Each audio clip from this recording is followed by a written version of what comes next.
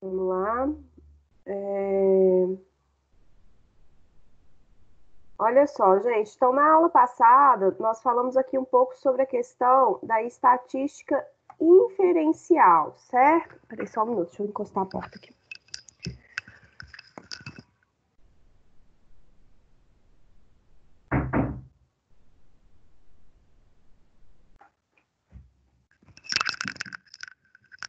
Vamos lá.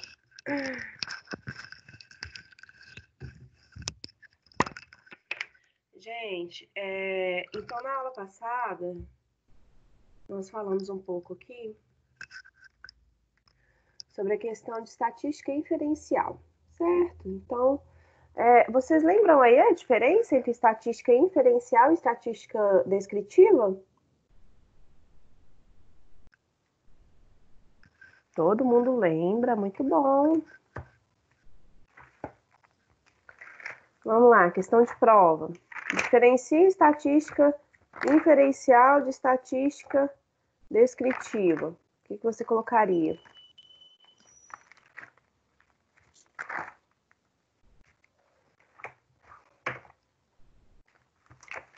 Nada a declarar? A estatística inferencial, ela tenta mensurar as chances de ocorrer erros e acertos de uma decisão. Exato. E a descritiva?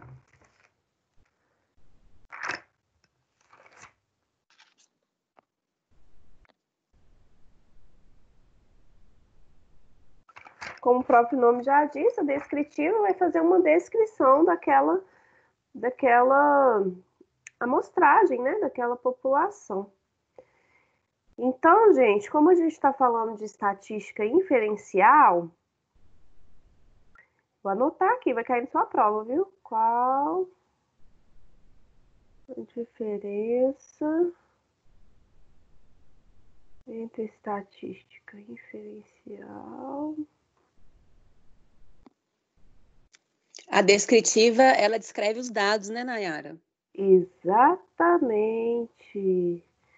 Ela faz a descrição dos dados com a média, moda, né? Mediana, desvio padrão, aquelas medidas de localização, frequência, medidas de dispersão, faz uma descrição dos dados. Então, deixa eu colocar aqui, isso aqui vai cair na sua prova, pode acreditar. Oficial 2. Vamos lá. Pessoal, então vamos começar, né? Hoje nós vamos falar sobre testes de hipóteses, certo? Testes de hipóteses é um tipo de metodologia que é muito utilizada em estatística inferencial.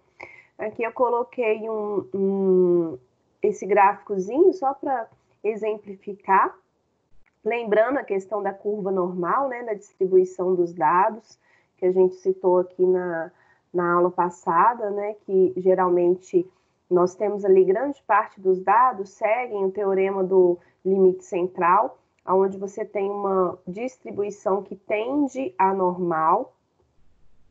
Então, para começar, vamos ver aonde que está inserido aqui o teste de hipótese.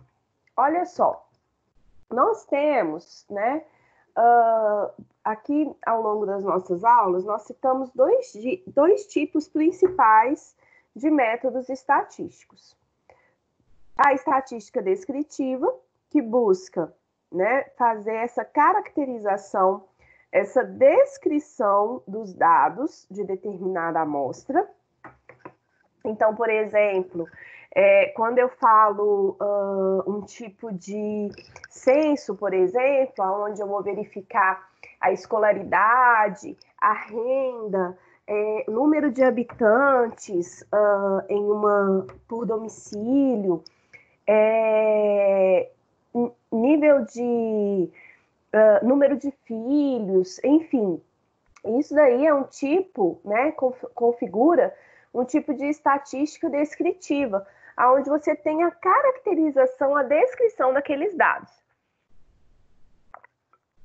Já no caso da estatística inferencial, você pode trabalhar aqui especialmente, né, com estimação, ou seja, elaborar estimativas a partir daqueles dados amostrados, ou testes de hipóteses, tá? Que é o que nós vamos verificar hoje, que é quando você elabora uma hipótese, né? No caso, assim, uma hipótese estatística, e aí testa para verificar se esta hipótese é verdadeira ou falsa. Se você refuta, quando eu falo refuta, né? Mesma coisa de rejeição, se essa hipótese foi refutada ou rejeitada, ou se ela foi aceita, né? Ou corroborada, tá bom? Então, são só termos assim que indicam a mesma coisa, né? Avalia a rejeição ou a aceitação de hipóteses estatísticas. Vamos falar rapidamente aqui sobre estimação. Quando eu penso estimação, né? Não lembra lá do bichinho de estimação, não, né, amores? Estimação. Eu tenho um bichinho de estimação, né? Que eu estimo, que eu tenho estima por ele. Não, na verdade, estimação é quando você está, no caso aqui da estatística, né? O objetivo é estimar, projetar o valor de um determinado parâmetro que ainda é desconhecido. Então, um exemplo de estimação. A proporção P, certo? Eu coloquei aqui esse P em itálico, ele indica aqui uma proporção naquela população. A proporção de indivíduos em uma população que tem determinada característica. Um exemplo, eu estimo que 80% dos alunos de psicologia têm dificuldade com estatística, né? É uma estimativa. Eu estimo que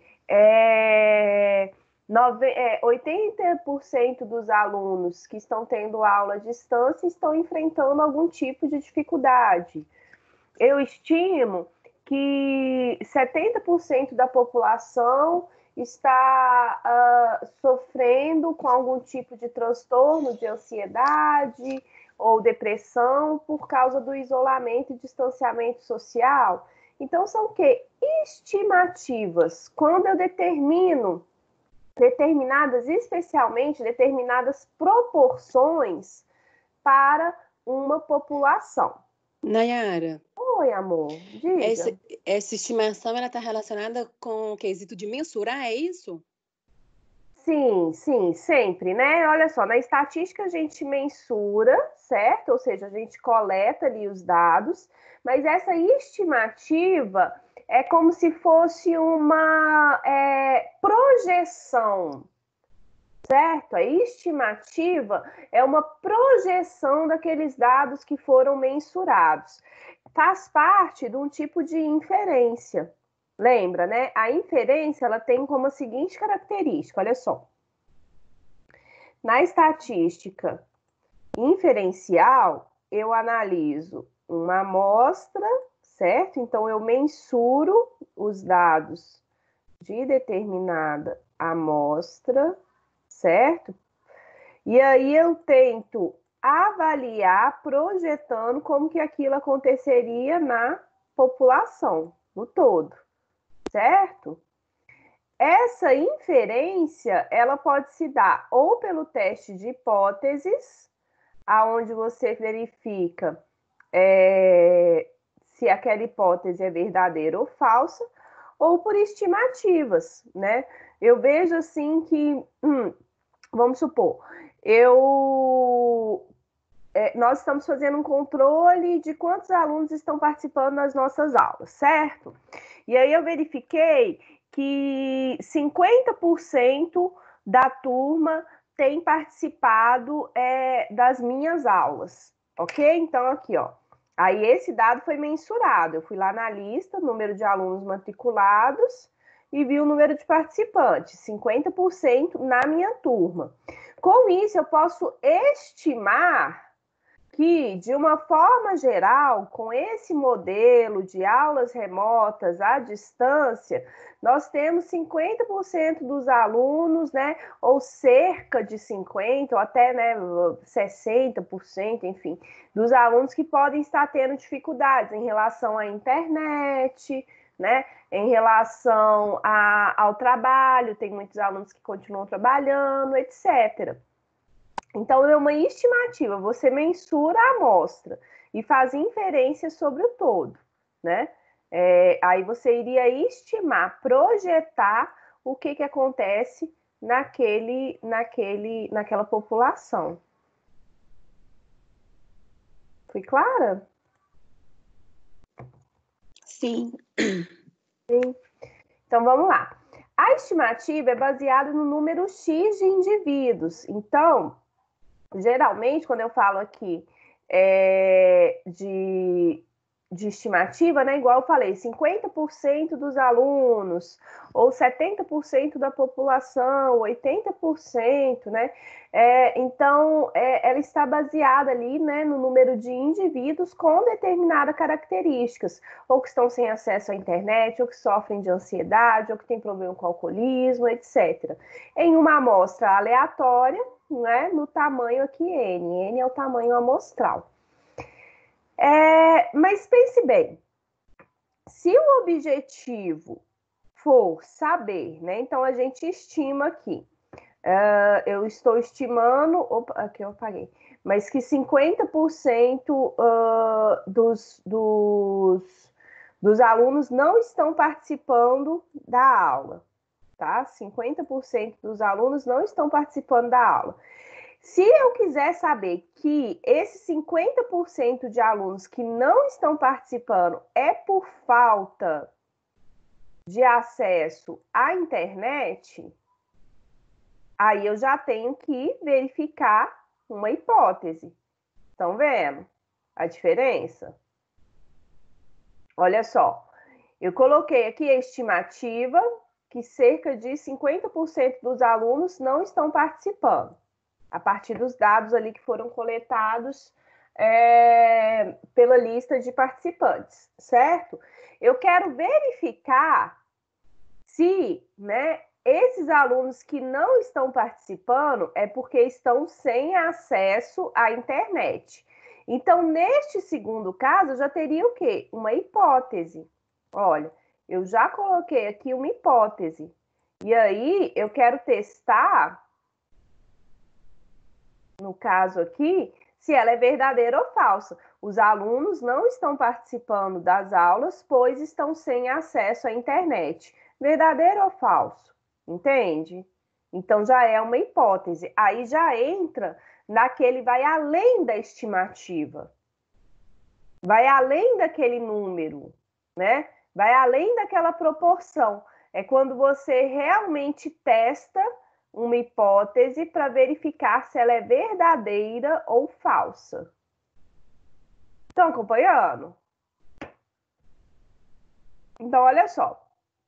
Se o objetivo for saber se o valor observado X nessa amostra dá ou não dá suporte para a conjectura, quando eu falo de conjectura, seria a mesma coisa aqui dessa afirmativa que será testada, tá?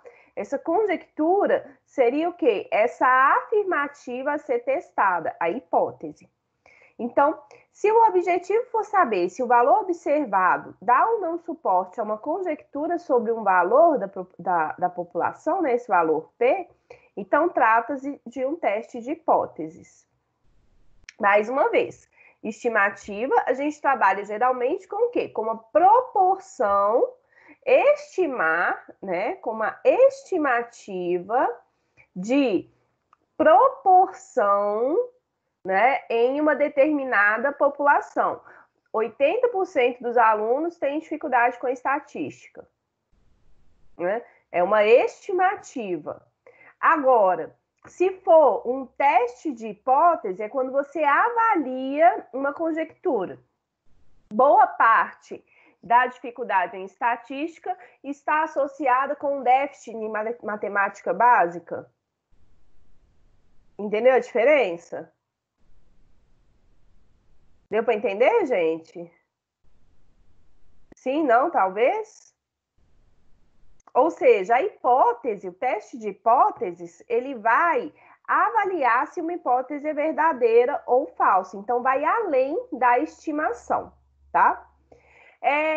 Muitas das vezes, só a estimação não traz as respostas que a gente procura para uma pesquisa científica. Então, vamos lá. O que é hipótese? Hipótese é uma conjectura sobre um parâmetro populacional, ou uma afirmativa que eu tenho sobre um parâmetro populacional, como, por exemplo, a proporção ali de determinado parâmetro. A hipótese deve ser estabelecida antes da análise, então isso é muito importante. Você precisa de estabelecer hipóteses antes de realizar o estudo. As hipóteses, elas serão norteadoras daquele estudo, né? É o que vai nortear o estudo. E com isso, você consegue, então, traçar, né, todo o seu delineamento experimental para que seja possível essa análise aí desse parâmetro, né? Para testar essa hipótese. Então, vamos lá. Elabore hipóteses associadas à pandemia da Covid-19. Elabore hipóteses aí para mim. O que vocês podem colocar? Algumas hipóteses que poderiam ser testadas.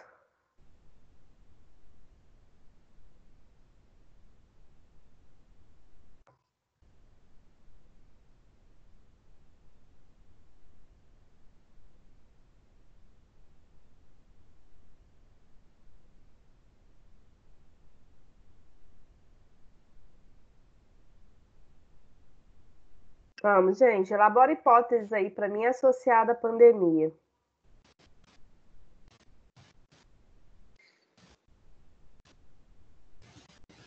A vacina seria uma delas. Então, vamos lá. Elabora uma hipótese aí associada com a vacina. Também o gráfico para estudar onde que está tendo mais índices de caso. Fazer tipo uma hipótese. Então, vai, elabora uma hipótese aí para mim. Com esses índices de casos.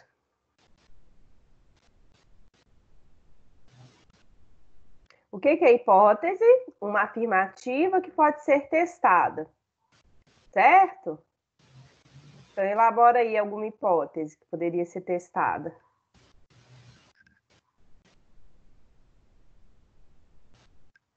De como surgiu o coronavírus, né? Como que é? De como surgiu, né? Então, vamos lá. Boa, vamos falar então uma hipótese de como surgiu, ou uma hipótese sobre a incidência ou sobre a vacina. Vocês estão jogando uma série de temas. Vamos tentar estruturar uma hipótese que poderia ser testada. A gente pode testar o que eles estão falando, né? Que veio da alimentação de animais. Ah, interessante aí, ó. Muito bom, Marcelinha. Uma hipótese que poderia ser testada. A origem da doença aí, da Covid-19, se deu a partir da ingestão de animais silvestres. Boa, é uma hipótese, certo? Que foi estabelecida e que aí seria traçada toda uma pesquisa para verificar, né, se ela é verdadeira ou falsa, né, com toda uma experimentação científica. Em relação à vacina ou medicamento, vamos supor, a questão do medicamento, que estão acontecendo os testes, né, a cloroquina é eficaz contra o SARS-2, né, que é o coronavírus, né, isso daí seria um tipo de uma hipótese, né, que a cloroquina funciona, é eficaz para esse vírus, para esse tipo de partícula viral, e que teria que ser testada, como tem vários institutos aí que estão procedendo essas pesquisas, mas ainda não se tem um resultado, se é verdadeiro ou falso, né? Em relação à incidência, vamos supor, com a flexibilização do isolamento, aumentaram os casos no Belvedere, por exemplo, com a flexibilização do isolamento em Nova Lima, ou a flexibilização do isolamento em Nova Lima, aumentaram os casos de Covid-19 em Belo Horizonte, né? É uma hipótese, tem um sentido, né? A gente parte do senso comum e vai testando essa hipótese a partir de um método estatístico. O que eu queria destacar é o seguinte: essa elaboração da hipótese, ela vai guiar o estudo, ela vai direcionar o estudo. Por isso que ela tem que ser estabelecida antes da análise. A hipótese seria tipo uma bússola, né, Nayara, para você construir sua pesquisa. Exatamente, exatamente. Nesse caso, né, você iria fazer o quê? Você iria direcionar toda a sua pesquisa para tentar responder aquelas hipóteses que foram estruturadas. Quando eu penso em hipótese estatística, então, tá? No sentido mais estatístico, a hipótese estatística é uma afirmação, uma conjectura sobre determinado parâmetro da distribuição de probabilidades de uma variável aleatória. Então, estaria associado com aquela questão de proporção que nós falamos, tá? A hipótese estatística, então, ela vai ser testada, certo? Para você determinar aqui se foi refutada ou não, se foi corroborada aquela afirmação sobre determinado parâmetro. No caso especial de teste de hipótese, sobre a proporção populacional, né, temos. Então, como eu falei, no caso da incidência de Covid, seria o quê? Essa proporção populacional? Número de infectados, certo? Verificar se o número de infectados vai aumentar. No caso da eficácia da cloroquina, número de pessoas que foram tratadas. Então, sempre está associado com essa questão de proporção.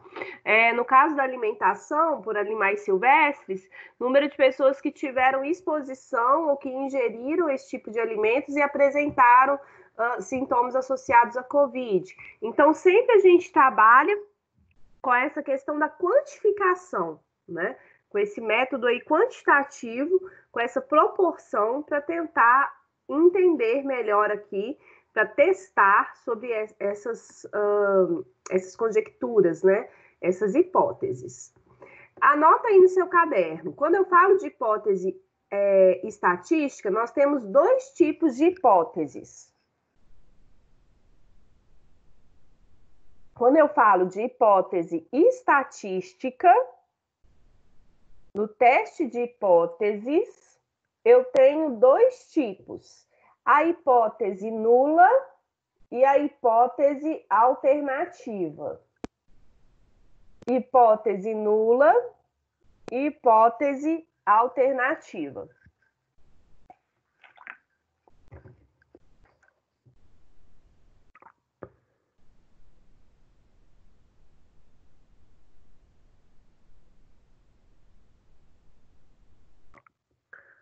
Vamos lá. A hipótese nula, né? Ela está associada aqui, geralmente, com um padrão, né? É quando você tem a ausência daquele efeito. Por isso que ela é chamada de hipótese nula. A hipótese alternativa é aquela que a gente chama também de hipótese de pesquisa, né? Seria a hipótese de pesquisa, a hipótese alternativa. Vamos colocar aqui no exemplo, associado aqui, que eu tinha falado, o exemplo lá de Nova Lima. Deixa eu só escrever aqui, ó. Vamos lá. A flexibilização do isolamento em Nova Lima leva a um aumento da incidência de casos de Covid em BH, certo? No caso, a hipótese alternativa que será testada é justamente essa, que a flexibilização, que existe essa relação, que existe essa influência, que a flexibilização do isolamento em Nova Lima vai levar a um aumento de casos de Covid em BH. A hipótese nula é o quê? Que a flexibilização do isolamento em Nova Lima não altera a incidência em BH, de casos em BH. Então, seria o quê? Uma negativa, hipótese nula, é quando não se tem a relação, quando não se tem aquela influência, né? Então, a hipótese nula, nesse caso, seria o quê? Que a flexibilização em Nova Lima não interfere nos casos de Covid em Belo Horizonte. Enquanto a minha hipótese alternativa, a minha hipótese de pesquisa, seria a flexibilização do isolamento em Nova Lima vai aumentar os casos de Covid em BH. Estão acompanhando? Sim. A hipótese nula, ótimo. Então, anota aí. A hipótese nula está associada com a ausência de efeito. Tem uma ausência de efeito, tá? Uma negação. Não tem relação, tá? Então, ela seria a hipótese nula. A alternativa é aquela de pesquisa. Então, olha só, hipótese nula. Afirmação sobre P, geralmente associada a um valor de referência, uma especificação padrão ou uma histórica, ou seja, né, seria o nulo. Seria aqui a ausência do efeito, tá? A hipótese alternativa, afirmação sobre P que suspeitamos ser verdadeira. A hipótese nula, então, sempre declara que não existe efeito. Isso daqui eu pedi para vocês colocarem no caderno. Ó, a hipótese nula, né, quando eu falo de teste de hipóteses, o teste estatístico de hipótese, ele é realizado nisso daqui, ó. Verifica a hipótese nula e a hipótese alternativa e vê qual que será aceita, tá? A hipótese nula sempre declara que não existe efeito na população subjacente. Por efeito, queremos dizer uma relação. Então, não existe relação entre duas ou mais variáveis, ou não existe diferença entre essas populações, ou não existe diferença nos comportamentos, nas respostas de uma população, certo? A hipótese nula está associada com a negação. Testar uma hipótese estatística, então, é estabelecer uma regra que nos permite, a partir da amostra, se nós vamos rejeitar ou não a hipótese, especialmente a hipótese nula, tá? Então, os testes estatísticos, eles são feitos para verificar, né, a rejeição ou não da hipótese nula e da hipótese alternativa. Olha o exemplo aqui. Tirei lá do livro de vocês, Estatística sem Matemática para Psicologia. Prestem atenção nesse trecho.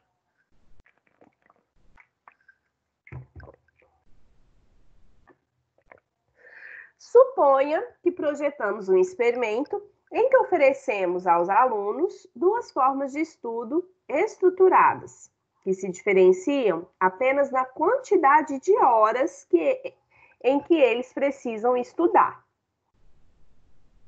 Um grupo estuda 40 horas por semana, enquanto o outro grupo estuda apenas 10 horas por semana.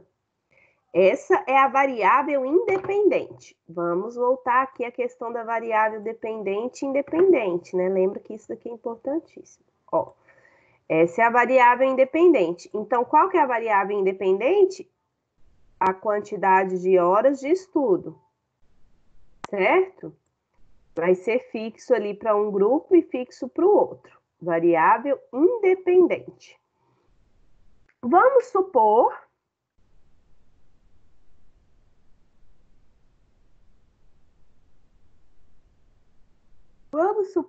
que os alunos estudam 40 horas, terão notas mais altas na prova do que os que estudam 10 horas. A variável dependente, então, o que vai ser influenciado por aquele fator? O que depende do fator é a nota da prova, certo? A nota da prova seria a variável dependente. Depende do quê? Do número de horas estudadas por semana.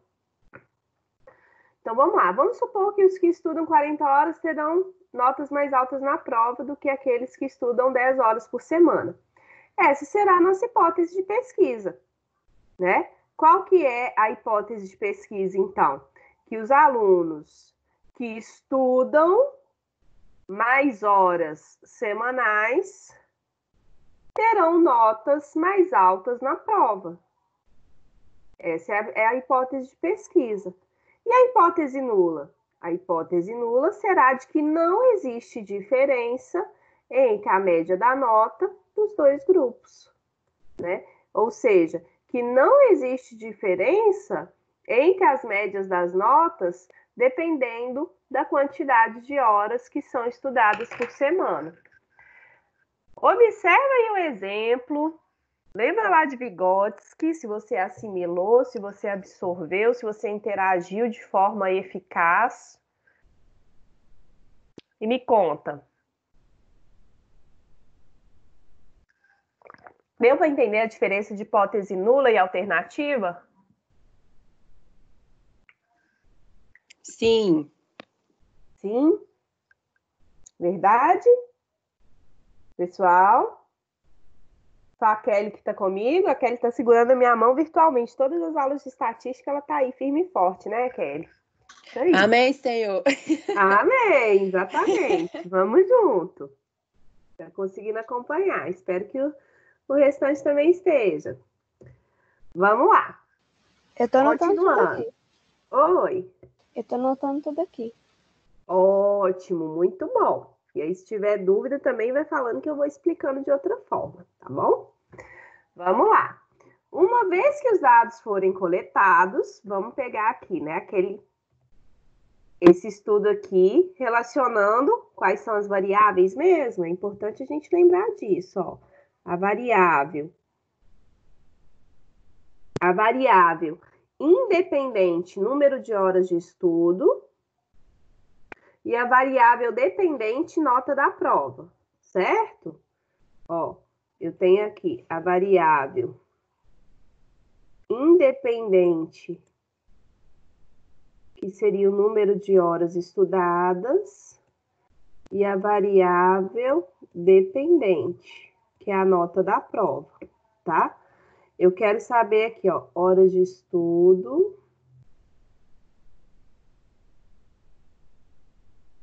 E aqui, nota. Eu quero saber o seguinte: existe uma relação entre a variável dependente, independente e dependente, né? Existe essa relação? As horas, a quantidade de horas que os alunos se dedicam para o estudo irão interferir, influenciar na nota da prova, né? Existe essa relação? A hipótese nula coloca o quê? Que não existe diferença, né? Eu tenho um grupo que estuda mais e um grupo que estuda menos. Então, não existe essa diferença. Que não existiria essa influência da quantidade de horas na nota, né? Enquanto a hipótese alternativa verifica se existe essa relação. Uma vez que os dados foram coletados, vamos lá, continuando na linha. Uma vez que os dados forem coletados, poderemos ver se existe diferença entre as notas médias dos dois grupos. O grupo que estuda mais, 40 horas semanais, e o grupo que estuda menos, 10 horas. Se tal diferença existir, então precisamos determinar, olha que interessante, você coletou os dados da amostra, certo? O próximo passo é determinar a probabilidade de que ela seja causada unicamente pelo erro amostral. Isso é a probabilidade de obtermos uma diferença do tamanho observado se a hipótese nula for verdadeira.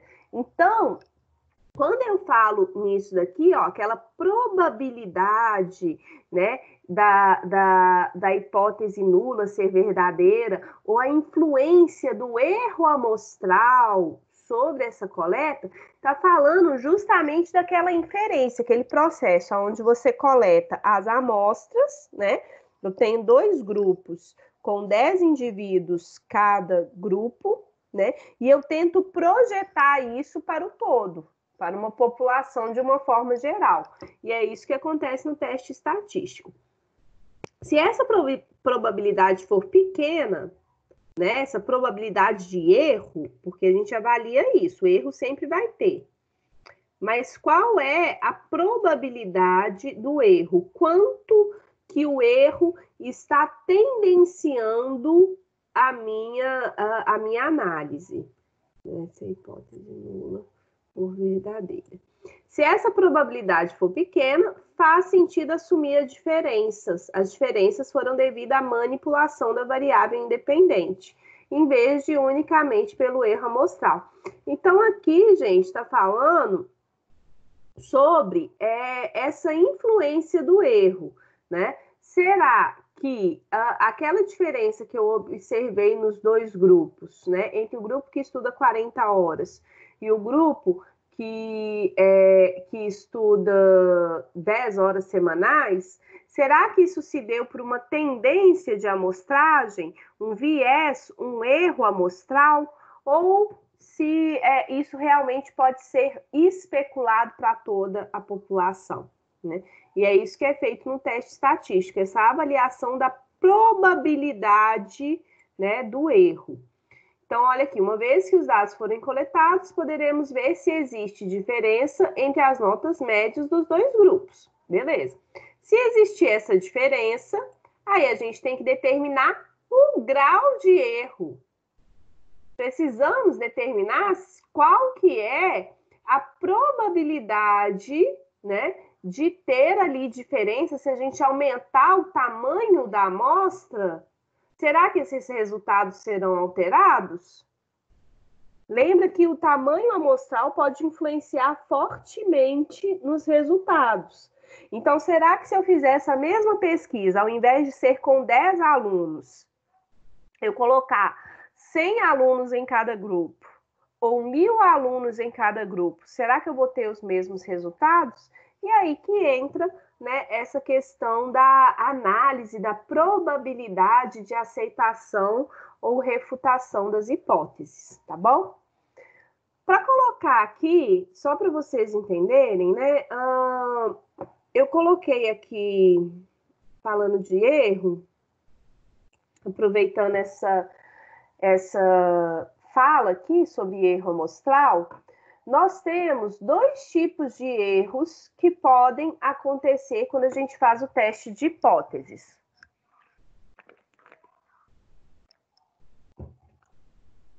O erro do tipo 1 e o erro do tipo 2.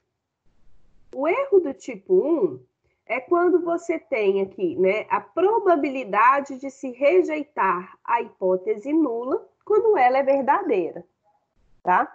Então, o erro tipo 1, né, que geralmente a gente foca, é o quê? É quando você rejeita a hipótese nula, né, que foi formulada, mas, na verdade, ela é verdadeira.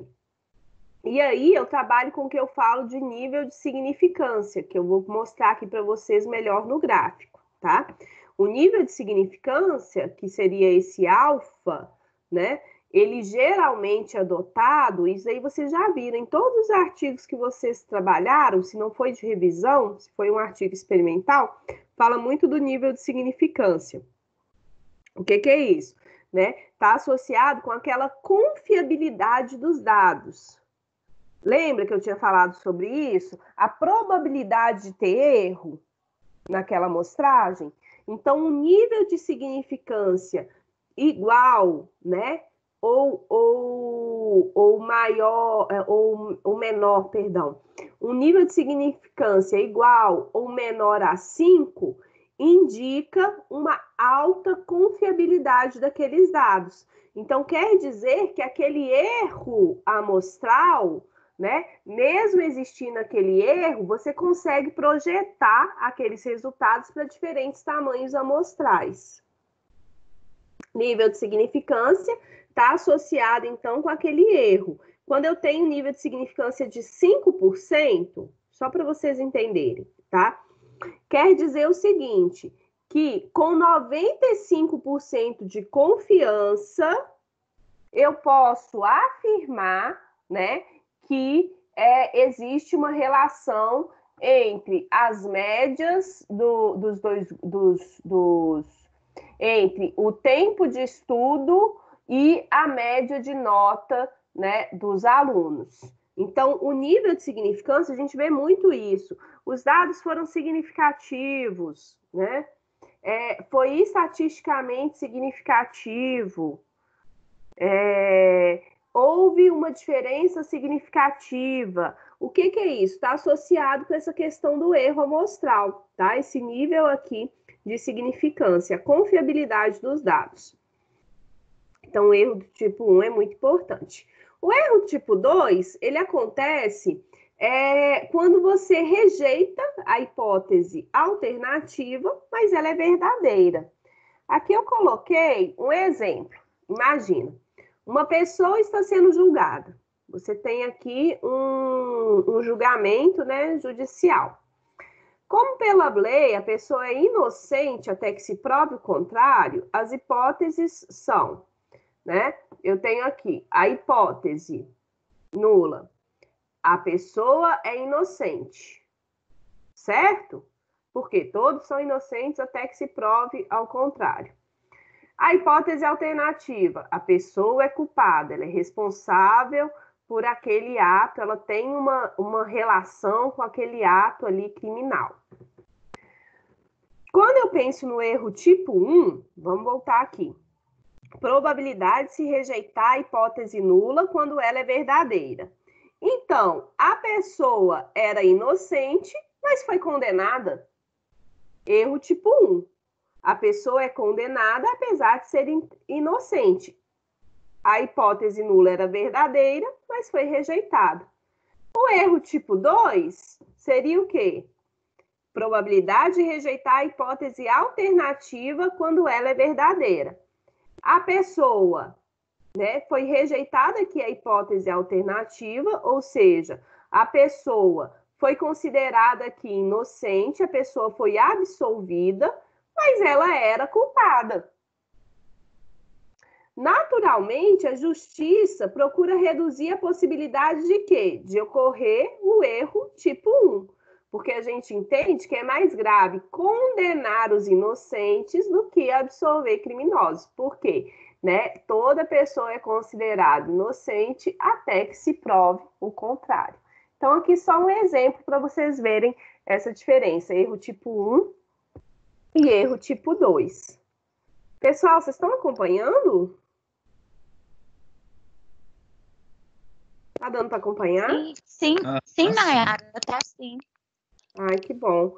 Olha só, agora eu vou passar para vocês procedimento para a construção de teste de hipóteses.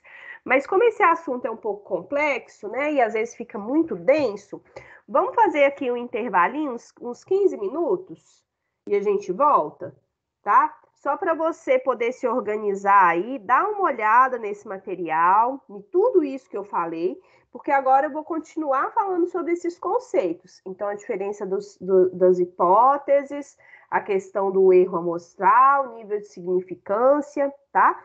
Vamos tomar aí um cafezinho, 9 horas, joga uma água na cara, 9h20 a gente volta, 20 minutos, tá bom? E aí eu falo sobre essa construção de teste de hipóteses. Combinado? Posso contar com vocês? Combinado. Beleza, 20 minutinhos então.